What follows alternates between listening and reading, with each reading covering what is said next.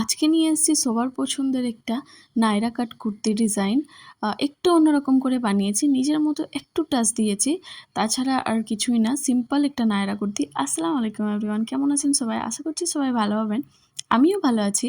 আর চলেন আজকে একসাথে বানিয়ে নিই একটা নায়রা কাট কুর্তি। তো এখানে ১ম এ আমি লেন্থ নিয়ে নিব যে আমাকে কতটা বানাতে হবে। এটা উপরের পার্ট করার জন্য আমি কেটে নিয়ে নিব। আর নিচে কতটা নিব সেটা মেজারমেন্ট হিসাবে নিচের পার্টটাকে আলাদা করে দিব। আর মেজারমেন্ট কতটা নিয়েছি উপরে আর নিচে সেটা স্ক্রিনে দেওয়া আছে, স্ক্রিন থেকে দেখে নেবেন। এবার হচ্ছে এটা ফ্রন্ট পার্টটা বের করব আর ব্যাক পার্ট। তো ১ম এ এখানে আমি ব্যাক পার্টটা বের করে নিব। কারণ হচ্ছে ফ্রন্টে মিডিলে জয়েন্ট থাকবে আর জয়েন্টে একটু ডিজাইন দিব।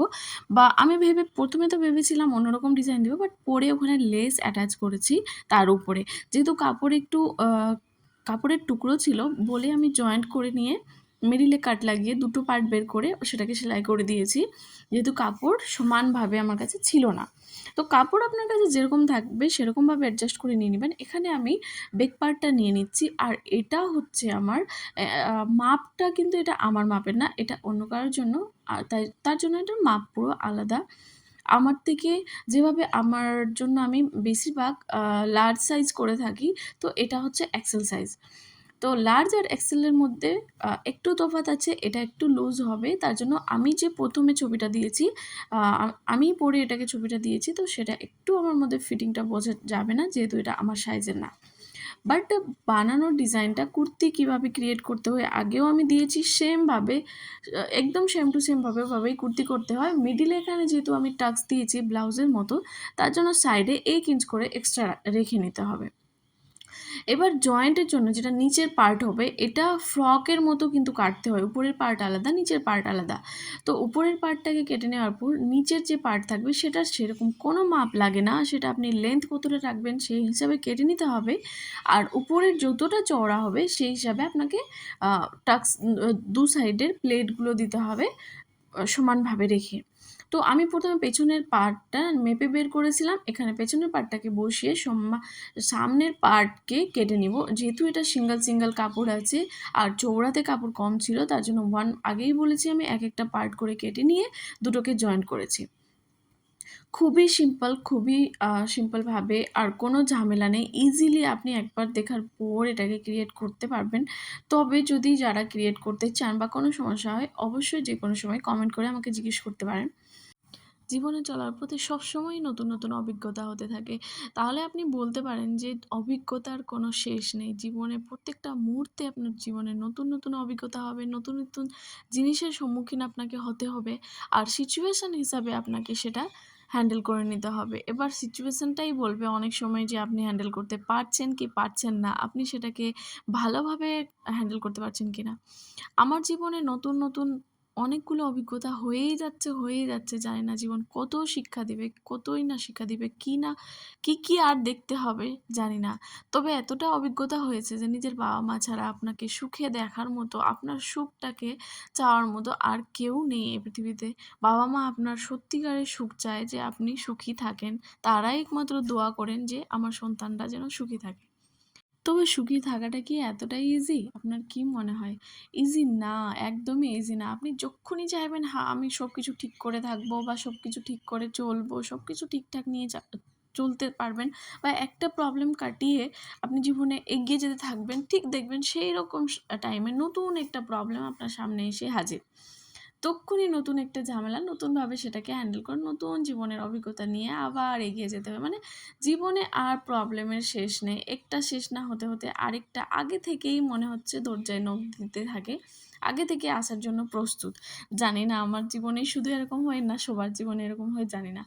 সবারটা তো জানি না। তবে আপনারা যদি কমেন্ট করে জানান তাহলে অবশ্যই জানতে পারবো। তো আমার জীবনে তো এই লেগেই আছে যে নতুন কোনো না কোনো প্রবলেম আসতেই আছে। একটা শেষ না হতে আরেকটা এসে হাজির হয়ে যায়। এই যে দেখেন, এক্ষুনি ভাবলাম অনেকগুলো ড্রেস বানিয়ে অনেকগুলো ভিডিও একসাথে ক্রিয়েট করে আমি রেডি করে রেখে নিয়েছি। একটা করে শেয়ার করব।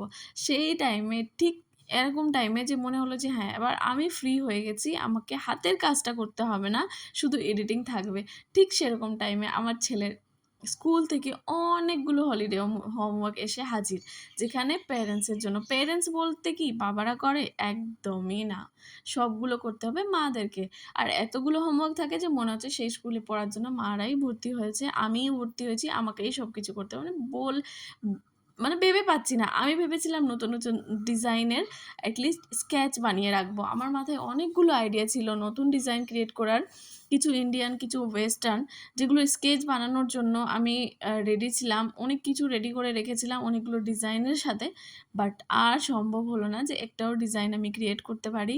আমার ছেলের হলিডে হোমওয়ার্ক বানাতে, বানাতেই আমার অবস্থা নাজেহাল। ইনফ্যাক্ট এখন ছুটি প্রায় শেষের দিকে, ১ মাস কমপ্লিট হয়ে গেছে, কিন্তু আমার ওর হোমওয়ার্ক বানানোটাই কমপ্লিট হয়নি। আমি নিজের জন্য স্কেচ কীভাবে বানাবো জানি না।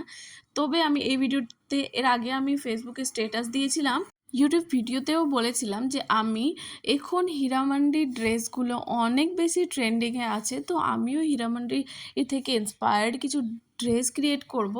বাট সেটার জন্য আমি নিজের মাপের আর করতে চাই না, যেহেতু আমার কাছে অনেকগুলো হয়ে গেছে, অনেকগুলো ড্রেস হয়ে গেছে, যেগুলো মানে কবে আমি ইউজ করব আমি জানি না। তার জন্য আমি অন্যান্য মাপের, অন্যান্য সাইজের ড্রেসগুলো ক্রিয়েট করতে চাই। তার জন্য হীরামান্ডি থেকে ইন্সপায়ার্ড ড্রেস আমি ক্রিয়েট করতে চাই বলে আমি স্ট্যাটাসও দিয়েছিলাম, বলেওছিলাম যদি কেউ ইন্টারেস্টেড থাকেন তাহলে অবশ্যই নক করবেন, যেন আমি সেই ড্রেসটা ক্রিয়েট করতে পারি শুধু মডেলিংয়ের জন্য। তো সেটার জন্য পার্সোনাল ডিএম করলেই আমি কথা বলে নেব যে কিভাবে কি করতে হবে আপনাকে। তো আমার আশেপাশে যারা আছেন, আমি এখন কলকাতায় আছি, আমার আশেপাশে যারা আছেন অবশ্যই জানাবেন কেউ যদি ইন্টারেস্টেড থাকেন এই ড্রেসটা ক্রিয়েট করার জন্য, আমাকে হেল্প করার জন্য বা মডেলিংয়ের জন্য।